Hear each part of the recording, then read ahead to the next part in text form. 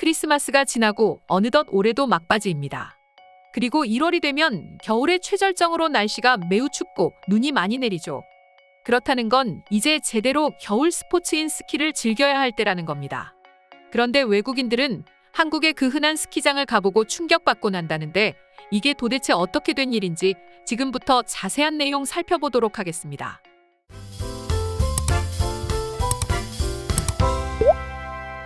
한국인들은 하고 싶은 게 있다면 웬만해서 참지 않습니다. 지금 당장 달려갑니다.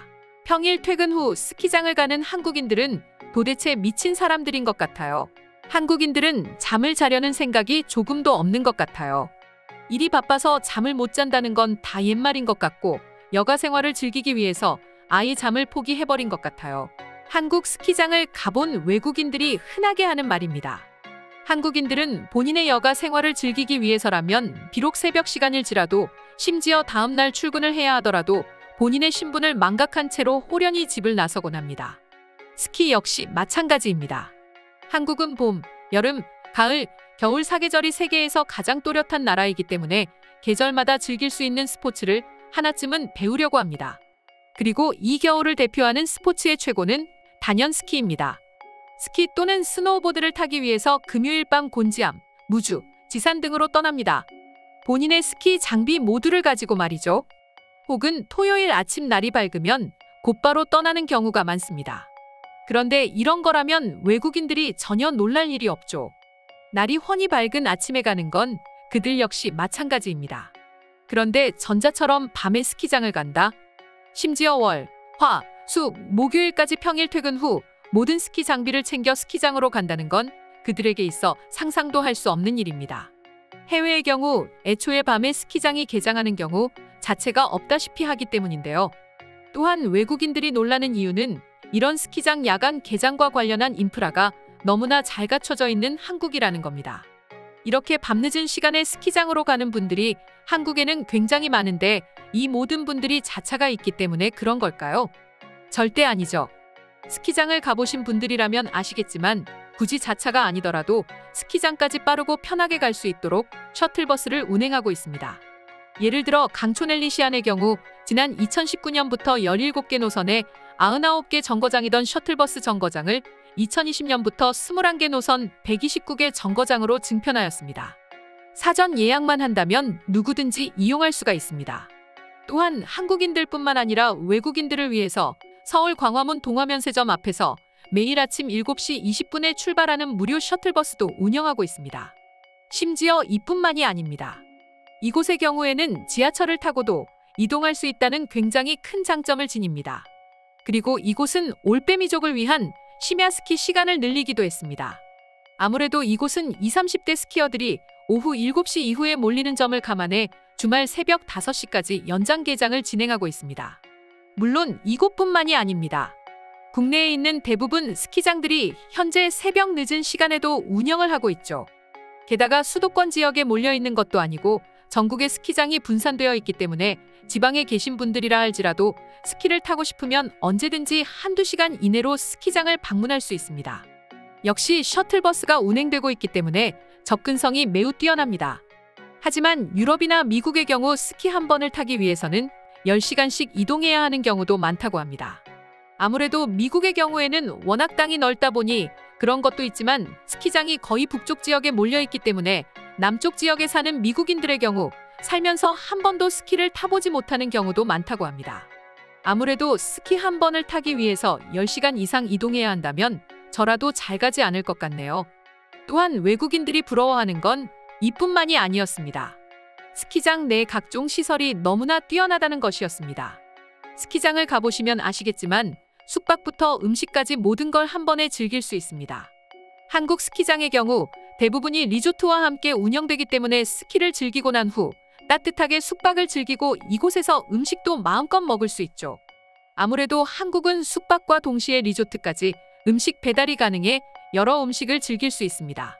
뿐만 아니라 스키를 즐기다 배가 출출하면 매점으로 달려가 돈가스, 라면, 햄버거, 육개장 등 본인의 입맛에 맞는 음식을 즐길 수 있는 것 역시 놀랄만한 점이라고 합니다. 또한 과거 한국의 스키장 인근 편의점이 인터넷을 뜨겁게 달군 적이 있습니다. 물론 휘닉스 평창점에 한한 것이지만 스키장 인근에서 회를 먹을 수 있다는 점은 외국인들에게 굉장히 큰 충격으로 다가왔다고 합니다. 스키장이라고 하면 대부분 높은 산을 예상하실 텐데 그렇다 보니 당연히 주변에 바다가 있을 리는 만무합니다. 그런데 이곳에서 싱싱한 화로회를 먹을 수 있다니 외국인들에게는 이것만큼 충격으로 다가오는 게 없다죠. 한국인들 역시 마찬가지긴 하지만 가능할 수 있겠다고 생각하며 그냥 지나가는 일이 허다합니다. 하지만 해외의 경우에는 추운 스키장에서 덜덜 떨면서 본인이 가져간 샌드위치, 과자 등을 먹는 것이 전부이기 때문에 한국 스키장을 방문했을 때 입이 쩍 벌어질 만큼 놀란다고 합니다. 그리고 스키장의 거리가 먼 것도 문제가 되지만 한국만큼 숙박시설 인프라가 잘 갖춰져 있지 않습니다. 또한 굉장히 크고 유명한 스키장 몇 곳에서만 숙박시설이 있을 뿐 작은 규모의 스키장 대부분은 아주 작은 숙소 몇 개가 전부인 경우가 허다하기 때문에 한국처럼 즉흥적으로 숙소를 잡는 건 불가능한 일이라고 합니다. 심지어 미리 예약을 하려고 해도 경쟁자가 너무 많아 숙소를 잡는 게 매우 힘들어 아예 캠핑카를 빌려 주차장에서 생활하는 방법을 사용할 정도라고 합니다. 이런 이야기를 들은 외국인들은 믿지 못하겠다는 반응을 보이는 경우도 허다하다고 하는데요. 아무래도 한국과 스키는 전혀 연결지어지지 않기 때문이죠. 하지만 한국에 와서 이 모든 걸 보고는 부럽다는 반응이 저절로 나온다고 하는데 지금부터 관련 해외 반응 자세히 살펴보도록 하겠습니다. 난 한국의 스키장이 이렇게 뛰어난지 몰랐어. 한국은 스키 관련 스포츠를 즐기는 일이 거의 없을 줄 알았는데 어떻게 이 좁은 땅덩이에 이 모든 걸 갖춰놓을 수 있지?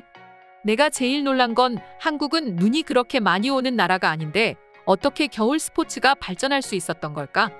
정말 터무니없다고 생각돼. 김연아가 세계를 휩쓸고 다닐 때부터 한국 스케이트, 스키에 관심을 가지게 됐어. 내가 알기로 한국에는 스키장이 별로 없어. 그런데 어떻게 이런 인프라를 갖출 수 있는 거야? 더 발전된 미국이나 캐나다보다도 더 말이야. 한국은 항상 어떻게든 더 편리하기 위해서 또 돈을 벌기 위해서 생각을 한다. 우리처럼 만들어 놓으면 끝이 아닌 거야. 항상 말하지만 한국은 AS가 좋다고. 아무리 한국의 치안이 좋다고 말은 들었지만 직접 가보지 못하고는 믿지 못하겠어. 어떻게 새벽 2시가 넘어서도 스키장을 운영하고 그곳에서 밥을 먹냔 말이야. 난 그것보다 충격적인 게 그 시간에 급하게 호텔을 잡을 수 있다는 거야. 어떻게 그게 가능한 거야? 주말이나 겨울 한철 장사를 하는 것뿐인데 어떻게 그게 가능한 거냐는 말이야. 한국은 참 신기한 나라야. 요즘은 잘 모르겠지만 한국은 새벽이 아니라 거의 24시간 내내 운영했다고 들었어요. 그래서 한국은 24시간 불이 꺼지지 않는 나라라고 하는 것 같았죠. 스키장이라면 보통 산중턱에 있을 텐데 저 새벽에 지하철이나 차를 끌고 가라고 해도 난 도저히 못할 것 같아. 한국의 치안이 좋은 것도 맞지만 한국인들은 무엇보다 부지런한 것 같아. 누가 한국인들이 여가 생활을 즐기지 못한다고 했어. 한국인들은 세상 누구보다 여가 생활을 더 잘 즐기고 있어. 심지어 전투적이야. 실력이 아주 굉장하다고. 사계절이 있는 한국이 너무 부러워. 한국은 여름에는 수영을 즐기고 겨울에는 스키를 즐긴다. 그리고 봄에는 산책을 즐기고 가을에는 등산을 즐긴다. 이 얼마나 아름다운 나라입니까? 이번 겨울은 일본 여행을 가려고 했는데 이제는 한국으로 완전히 내 목적지를 틀어버렸어.